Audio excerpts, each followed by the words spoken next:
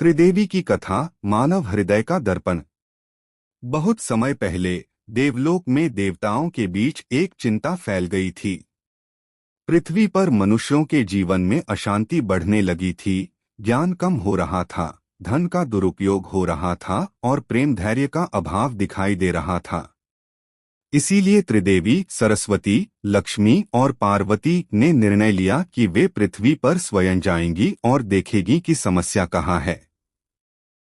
एक देवियों का अवतरण। एक शांत सुबह तीनों देवियां एक छोटे से वन क्षेत्र में अवतरण करती हैं। सरस्वती के आगमन से हवा में वीणा जैसी मधुर ध्वनि तैरने लगी। लक्ष्मी के चरण पड़ते ही मिट्टी में कमल जैसे गुलाबी रंग के फूल उगाए। पार्वती की उपस्थिति से वातावरण में शक्ति, साहस और करुणा का हल्का कंपन फैल गया। वे तीनों यह देखने के लिए अलग अलग दिशाओं में गईं कि मनुष्यों के जीवन में सबसे बड़ी कमी किस रूप में दिखाई दे रही है। 2. पहला भ्रमण, ज्ञान की खोज। सरस्वती एक छोटे गांव पहुंची जहां बच्चे खेल तो रहे थे, पर सीखने में उनकी कोई रुचि नहीं थी। स्कूल खाली था। उन्होंने एक लड़के से पूछा, तुम पढ़ते क्यों नहीं?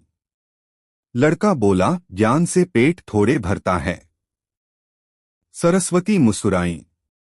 उन्होंने अपनी वीणा बजाई और बच्चे आश्चर्य से उनकी ओर खींचने लगे। संगीत ने उनमें जिज्ञासा जगाई, वे सवाल पूछने लगे, दुनिया समझने की इच्छा करने लगे। सरस्वती समझ गईं, मनुष्य ज्ञान चाहता तो है, बस उसे प्रेरणा की कमी है। 3. दूसरा भ्रमण, समृद्धि का मर्म। लक्ष्मी एक नगर पहुंची जिसकी गलियां चमकदार थीं, पर लोगों के चेहरों पर खुशी नहीं थी। व्यापारी धन कमाते हुए भी दुखी थे। एक अमीर परिवार में उन्होंने देखा कि धन तो बहुत है, पर बंटवारे और प्रेम की कोई भावना नहीं।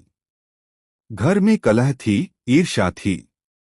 लक्ष्मी ने सोचा, धन पाना बुरा नहीं, पर धन का उपयोग कैसा हो, यह मनुष्य भूल गया है। उन्होंने परिवार को एक छोटा सबक दिया। जब उन्होंने दान और सेवा शुरू की, तभी घर में शांति और मधुरता लौट आई। समृद्धि तभी टिकती है जब उसके साथ विनम्रता भी हो। 4. तीसरा भ्रमण, शक्ति की परीक्षा। पार्वती पर्वतों की ओर चलीं जहां एक गांव डर से डरा समा रहता था। पास के जंगल में डाकुओं का आतंक था। लोगों में साहस ही नहीं था, वे समझते थे कि कमजोरी ही उनकी नियति है। पार्वती ने एक वृद्धा से पूछा, तुम अपनी रक्षा क्यों नहीं करते? वृद्धा बोली, हम में शक्ति कहाँ? पार्वती ने मुस्कुराकर कहा, शक्ति बाहर से नहीं आती, भीतर से जगती है। उन्होंने गांव की महिलाओं को आत्मरक्षा सिखाई, पुरुषों को एकजुट किया। धीरे धीरे गांव ने अपने भय को हराया और जंगल सुरक्षित हो गया। 5. त्रिदेवी का पुनर्मिलन। तीनों देवियां फिर उसी वन में मिलीं। सरस्वती ने कहा, ज्ञान है, पर प्रोत्साहन कम है। लक्ष्मी बोली, धन है, पर विवेक और करुणा की कमी है। पार्वती बोली, शक्ति है, पर मनुष्य उसे पहचान नहीं रहा। तभी उनके सामने एक दर्पण जैसा दिव्य प्रकाश प्रकट हुआ।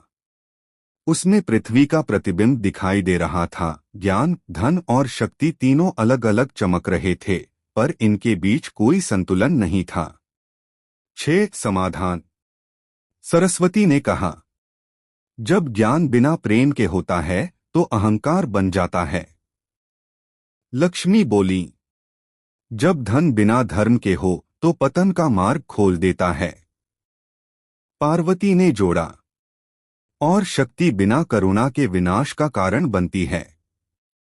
तीनों ने मिलकर वह प्रकाश दर्पण में प्रवाहित किया, जिससे संसार में एक नई ऊर्जा फैलने लगी। ज्ञान में विनम्रता, धन में उदारता और शक्ति में करुणा का संतुलन। 7. अंत, मनुष्य का हृदय ही सबसे बड़ा मंदिर।